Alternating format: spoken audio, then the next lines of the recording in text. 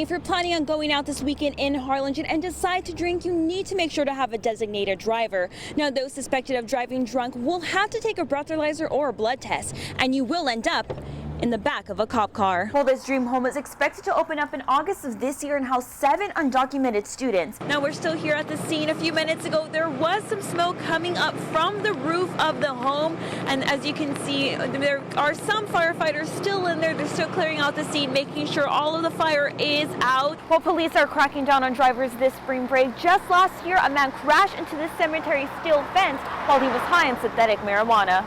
Active scene here at the correctional facility. This protest calls the Lyford, Santa Perlita, and Ravenville schools to be put on lockdown. Police released this dashcam video of Justice Nora Longoria being arrested on a DWI charge. Now today she says she's sorry about this night after she was reprimanded by a state commission. Today, like many kids, Alexandra Benavides spent Easter hunting for eggs and barbecuing with family.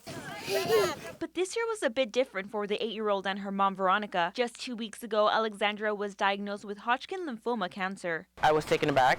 She was in shock. Hodgkin lymphoma affects the immune system like tonsils, the spleen, and bone marrow. Up to 7,000 cases are diagnosed each year in the U.S., according to St. Jude's Children's Research Hospital. Alexandra says she first found a bump on her neck during school, and right now the next step is waiting on their insurance to undergo chemotherapy. It's scary for the 8-year-old, especially since she might lose her dark brown hair. It's gonna take a long time to grow back, and I don't want it to fall off. Right now, Veronica is taking time off from work to take care of her daughter, leaving her home without a steady income. She says even though this is a tough time, the support they've received from family is amazing. It's very saddening, but at the same time, this is bringing all of us together. People who you never thought, expected to help out. Alexandra says even though she is scared and worried, she will be brave through this difficult time. I'm gonna try to be brave so my mom can be happy, and I just don't want her to cry. Right now, she's happy she got to spend Easter with her family and cracking eggs on her cousins' heads. In San Juan, Elizabeth Espinosa, Action 4 News. Many drivers use their phones to check social media or to text, but be aware, the Harlingen Police Department is on the lookout enforcing the city ban.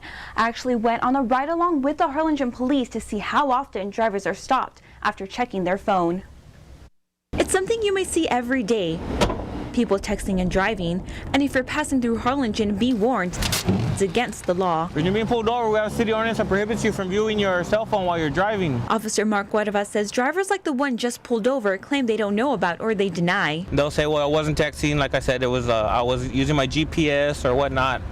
I try to, at the least, educate them. The texting while driving ban has been in effect for the last 3 years in Harlingen, with cities like Austin and San Antonio taking it a step further by banning usage of any kind of handheld devices while driving. Officer Cuerva says it's something to consider here locally. It's not just making my job easier. We are trying to reduce crashes and collisions. And it may not entirely be up to each city. This year, the Texas legislature will consider a bill that, if approved, will make it illegal for you to use handheld devices while driving. Anything we can do to make the streets safer is what we need to do. When asked why some people may see a police officer using a cell phone or other electronic devices while on the road, Sergeant John Parrish says that it is only allowed when responding to an emergency. There are going to be times as an emergency responder that we are going to need to utilize things to help us effectively do our job. But always, Officer Cuerva says they remember to use caution. The last thing we want to do in an emergency vehicle is cause a collision. Well, now some other cities in the valley that have a ban on texting include Penitas, Palmview, Mission, McAllen, Brownsville, and even Alamo. For now, live in the newsroom, Elizabeth Espinosa.